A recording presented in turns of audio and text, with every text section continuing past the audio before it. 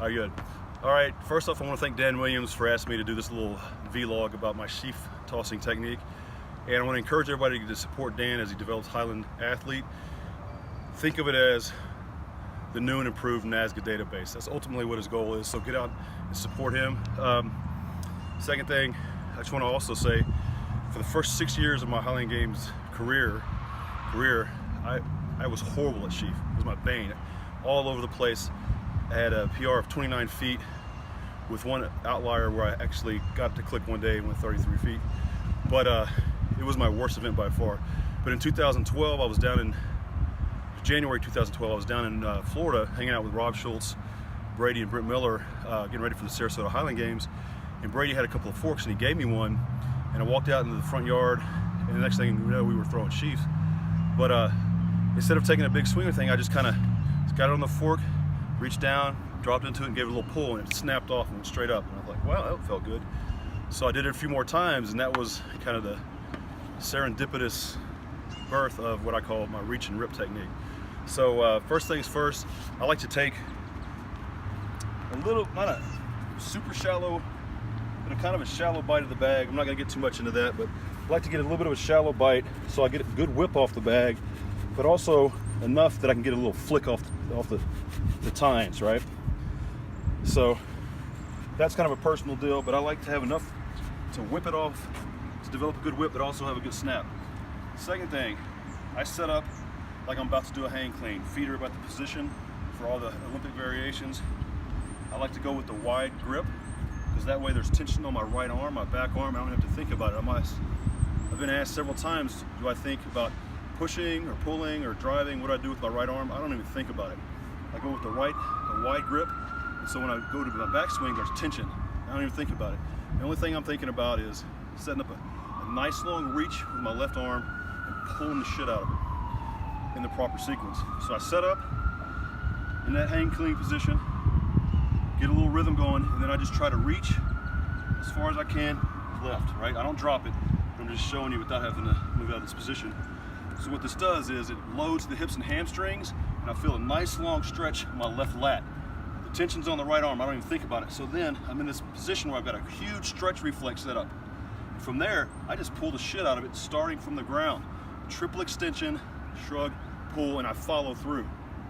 Follow through is key for the extra height, because you're on the bag longer. What this does, it sets up a really long force production phase where you're applying force to the bag and slinging it off. You're dragging it through here, and as it comes around, it snaps and whips off. Not to get into other techniques, watch the box, but anytime anybody has a backswing or setup, part of what they lose is that long pull by not keeping the bag out to the right for a right-handed thrower as far as possible. You end up driving across. A lot of times that causes it to snap off, but then they're pulling from in here somewhere, and you can see I'm starting probably 2 to 3 feet farther with a stretch reflex. And in my mind, that replaces the backswing and the momentum and reduces the complexity of the technique, because I don't have to worry about timing issues. I just set up, reach, and rip. It's that simple. So I'll do one here. So again, wide grip, tension, set up.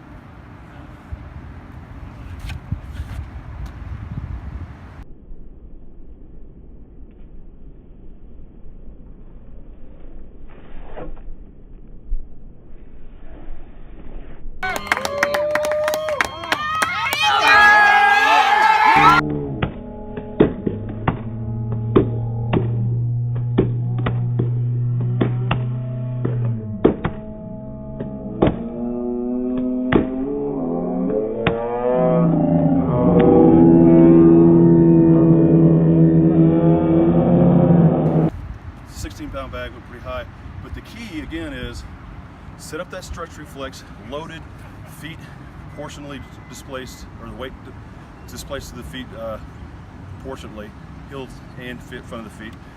Get too technical there. Anyway, so you just set up that great triple extension from that stretch reflex position with the bag as far right as possible. And I also like to kind of have that arm long and loose and just hanging, so it's a pendulum. So as the weight of the bag and the inertia of the bag takes it right, I just try to reach it out over there and set up that huge stretch in my left trap with loaded hips, hamstrings, extend, pull, follow through. It's that simple. Any questions, Eric, that come to mind when what I just threw out there? You might throw out a good way for a beginner to figure out what their stance is. Yeah, okay. So, again, I don't want to get into too much of a comprehensive sheaf situation here, or sheaf explanation, but the guide I use is the same one I use for weight for height, and that is your body needs to find a position to be explosive and powerful vertically. You see, a lot of people think, well, I squat wide, so I need to be wide.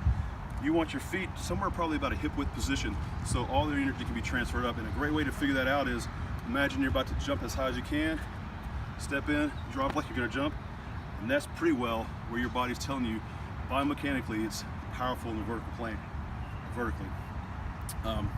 That'll also be a good guide for setting up on your Olympic variations. So that's probably way more information than you guys needed.